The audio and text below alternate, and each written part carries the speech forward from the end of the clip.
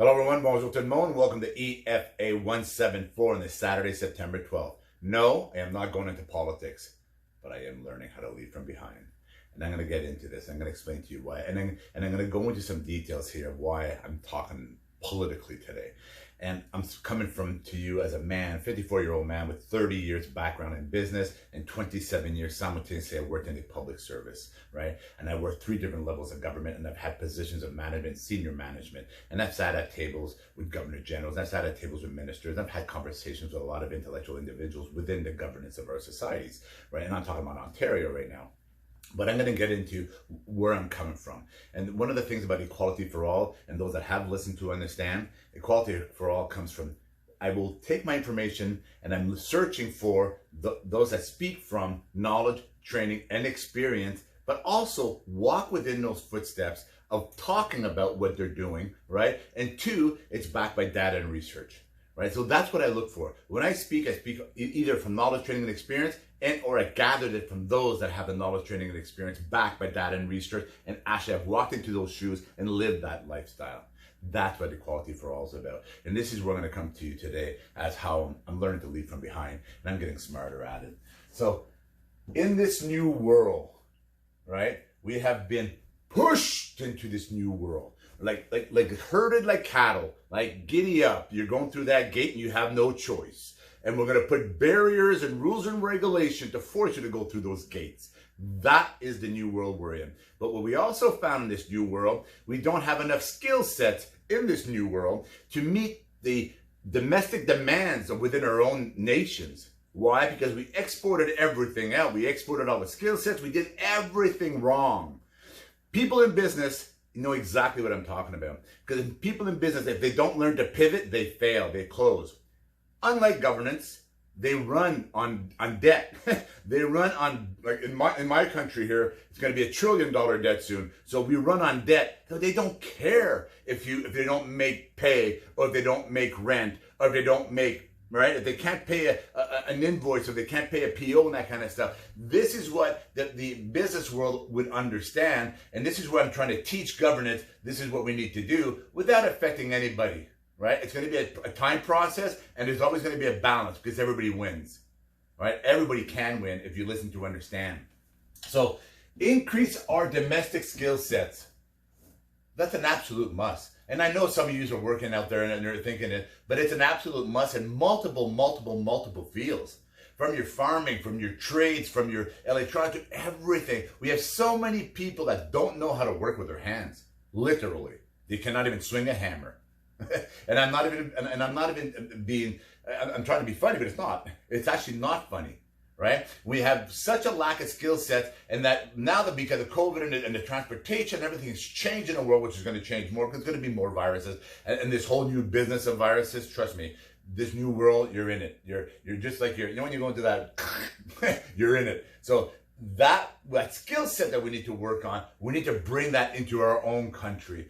Hence why we need to increase our domestic skill sets. And how do you do that? Because we also need to downsize while upsizing. We need to downsize governance, right? And I'm not talking about fire people, blah, blah, blah. Do not replace positions, right? Right now we're in a world and people talk about defunding. It's not defunding that we need, it's downsizing. When any corporation or any business, when 80 or 90% of all your income, your full balance sheet goes to payroll, to pension and benefits, you're closing your doors. You're done, right? No company out there, none, work on 10%, work on 20%, right? You can't afford that. And here, this is the governance right now. This is the governance of the world. That's what we're in. But yet, we don't have enough skill sets in business world and in community to grow and to prosper from. There's so many companies out there that can do so much more, and they will speak to you. You speak to the giants out there. You go and speak. Don't talk to your government. Talk to your giants in the business industry, and they will tell you how much more skill sets they need. They will tell you they would increase in 20% productivity or 30% in productivity, etc., if they had the skill sets, right? This is why there's that imbalance right now. Because there's this boar that's at the trough that's just eating everybody's food, is now, it's like the king on top of the mountain that used to take 10% of the crop, then it went to 20% of the crop, 30% of the crop, 40%. Now, what do you do when you're at 100% of the crop is gone? Right? Those families used to sit around tables and see all their food go, right? And they would have a bit left. And after a while, when everything was taken, this is what's going on. This is what's going on in the world right now. So we need to downsize governance while upsizing skill sets in the needed domestic environment that we're now in. Also, we need better control of specialty groups within democratic societies. Okay, and I'm speaking to you from that 27 years of experience, and I'm going to go into that. When I started in government, it was 1991. Okay, that's a long time ago. I'm 54 now, but in 1991 was a long time ago.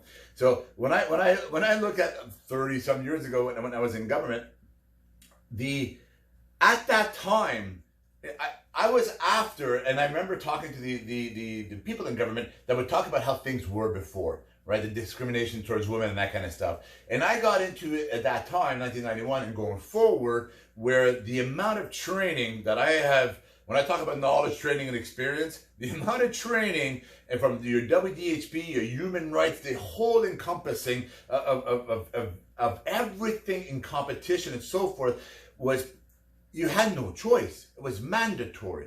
Like the amount of training given in Ontario government, anyways, in Canada here, it's crazy. I mean, it's crazy. When I look at it from the business perspective, it's crazy. But it's needed, supposedly, right? It's needed. But yet, when I say things like on competitions back in the early 1990s, that actually said on the competition, male candidate need not apply. It was open to women only. It was officers' positions. But it said right on there, they just wanted women, black and white. Male candidate need not apply. This is in the early 90s here, ladies and gentlemen. And this is where I was taking Edge Weapons Society, Edge Weapons Knife courses because of immigration, all these kind of courses at the same time, right? But this was transpiring. And I'm going to speak to you, and you can speak to anybody in governance. They'll tell you the amount of training they've gone through. But yet, and look at the most unbalanced that we have right now in the world are those societies that had all of this training and knowledge and experience given to them. And all these societies that cried for this and spent gadillions of dollars on to make sure that we meet everything they want and need are some of the worst societies on earth right now. Some of the worst societies on earth. If those specialty groups that you're watching on television, that they're randomly walking into restaurants and downtowns and by the hundreds, and they're flipping people's tables, and they're attacking people of anything but what different than what they are. It doesn't matter what your views are. It doesn't matter who you are in life. They don't even know you, but they're flipping your table, and they're assaulting you, and they're murdering people, right? If you look at that right now, those individuals, what's interesting is I was watching a show, and on this show, they were face identifying individuals, and those individuals weren't from the impoverished world. They were from the yacht world, the educated world, the scholars, the people with great positions in society. Those were those individuals.